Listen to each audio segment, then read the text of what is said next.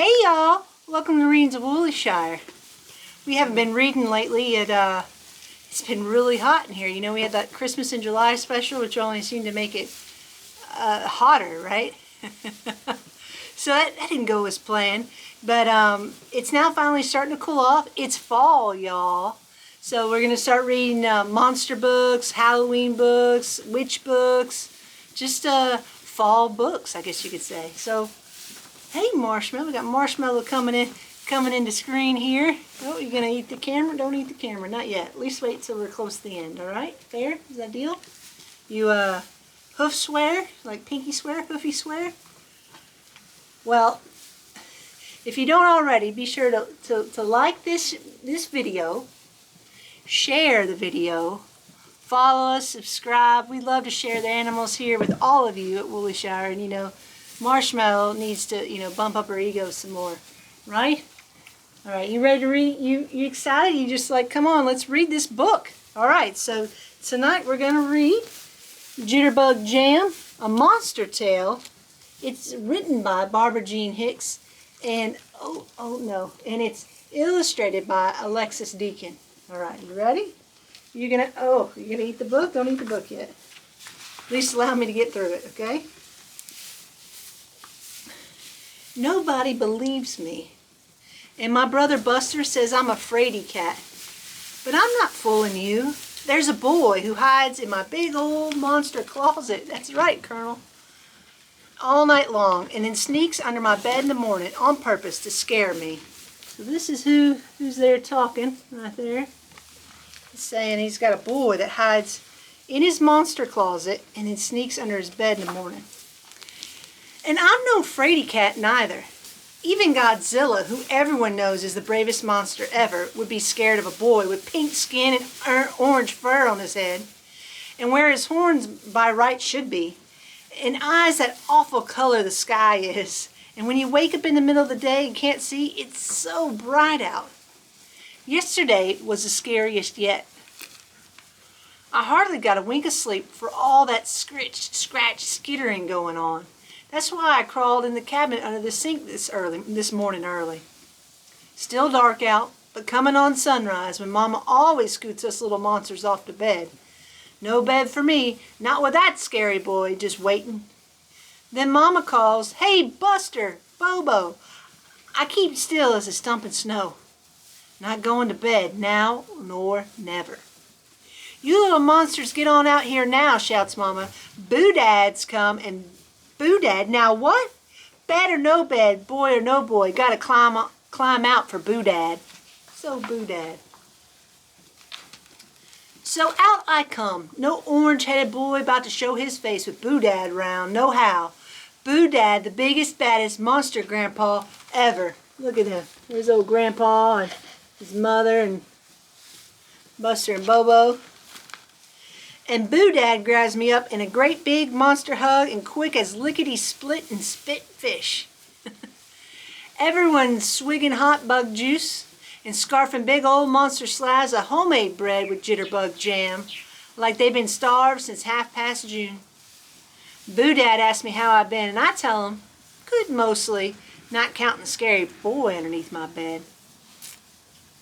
Then what does Boodad do but scoop up me and Buster and plops us down on his big old monster knees and start in on a story about the olden days, just like always.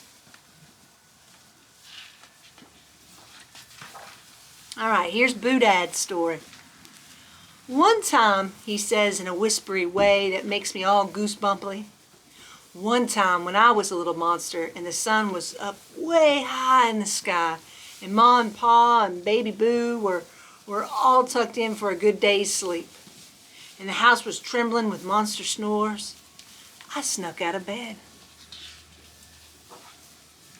And across the floor and over the windowsill and down the banyan tree and under the big old iron gate." There he is, creeping and crawling. You see that? It's some really great illustrated pictures here. "And all of a sudden I'm in a garden of flowers, so dreaded, cheerful, my blood runs hot and my knees shake.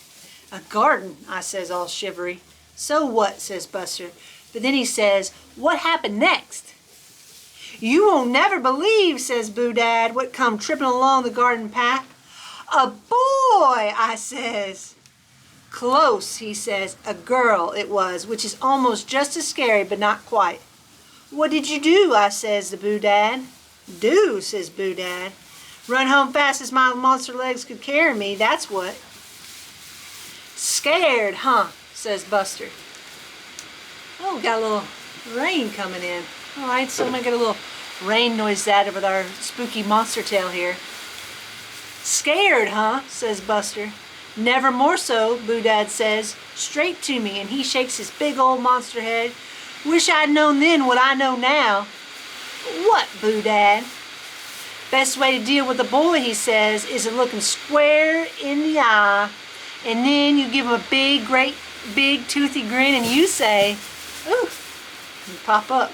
You say, hey boy, I'm Bobo, you new around here? And you know what then?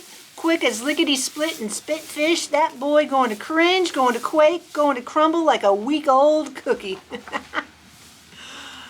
By and by, the sun climbs over the mountains, and Mama says, come on, Buster, Bobo, sun's up, time for bed. So I give Boo Dad a great big monster hug, and I scrub my face, and hey, I brush my teeth till they shine. And then Mama comes and whispers, sweet dreams, Bobo, and tiptoes out the door. Not a minute goes by and I hear that scritch, scratch, skittering under my bed. And I start to curl up like a roly-poly. But then I remember what Boo Dad said. I take a deep breath, lean over the edge, and there he is. The boy, pink skin, orange fur, and all. Look at that. I catch just a sparkle of sky blue eyes before I blurt out, hey boy, I'm Bobo, you new around here? And I flash him a great big toothy grin. And you won't never believe what happens. That boy yips like I stomped down hard on his tail, which is crazy as anything, seeing as boys don't even have tails. And he flings his arm up over his eyes and he says to me, mad as hornets, hey, you trying to blind me? You trying to turn me to fluff and dust? Turn off that grin. Oh, and here they are, face to face there, underneath the bed.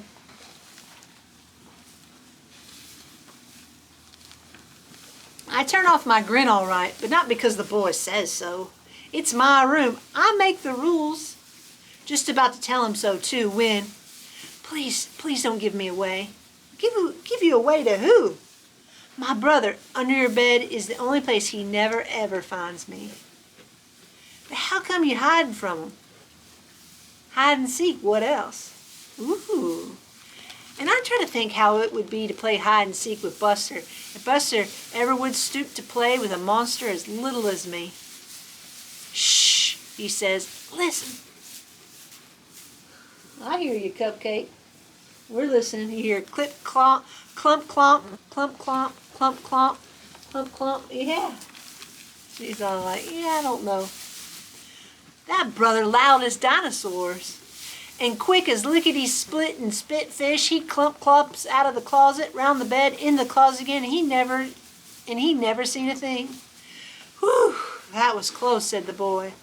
But where'd he come from, I says. Other side of the closet, same as me. Thanks, kid. Under your bed is the very best hiding place ever. And he jumps into my closet and disappears.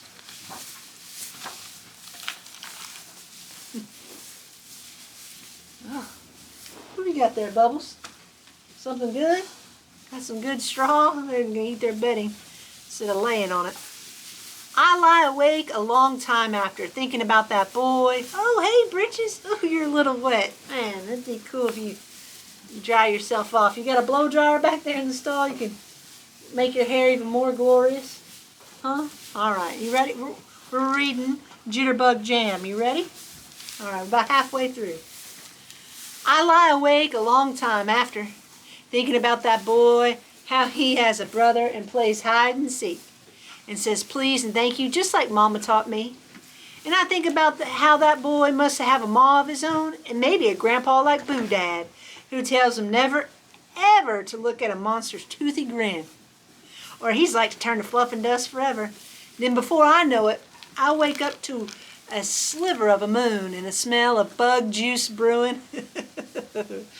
And I boogie out of bed and hip-hop out of my gym jams and follow my nose to breakfast. Man, I need to start calling my pajamas gym jams. He hip-hopped out of my gym jams and followed my nose to breakfast. Oh, now my hand's all wet. Come on, big guy. All right, all right. He doesn't smell pleasant being a wet dog, just like as you'd expect. Okay, all right, all right. All right. Buster's already there scarfing down worm and eggs. Hey, Buster, I says, let's play hide and seek, why don't we? And he says, like I'm lower than gum on his shoe, I don't play with fraidy cats. I'm no fraidy cat, I says, and I tell him about the orange-headed boy. Some story, Bobo. Ma, can I go now? That boy underneath my bed don't know how lucky he is. Mama says, after Buster's gone, you ever hear tell of monsters and boys making friends? Friends, she says, like I just said the sun was the moon. Been thinking, I says, about me and that boy hid under my bed. Oh, Bobo, sighs Mama. You and that boy. Yep, me and that boy all right. I made up my mind and nobody gonna change it. Come sunrise, gonna slide a slice of bread and jitterbug jam down under my bed. There's him and his mama.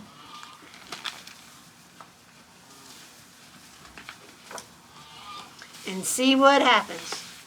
So come sunrise, I'm gonna slide a slice of bread and jitterbug jam down under my bed, and see what happens. The end. Look at that. That looks like He-Man there, and got a little Godzilla. And they're partying up, having some jitterbug jam. Well, that was a fun read. What is it? Lickety split, spit and fish? Is that what it was? Spit and fish. Let's see. Let me find that. That was pretty clever. Now I can't get the pages to turn. Quick as lickety split and spitfish. It's gonna make me spit. Oh boy, man, what are you doing back here, Britches? You trying to get me to wrestle? I don't know that I'm the wrestling type. Yeah, he's upside down having a party. He's came in after it started raining. Well, thank you for joining us here on reading the Woolly Shire for Jitterbug Jam. I hope you have fun. Bye, y'all.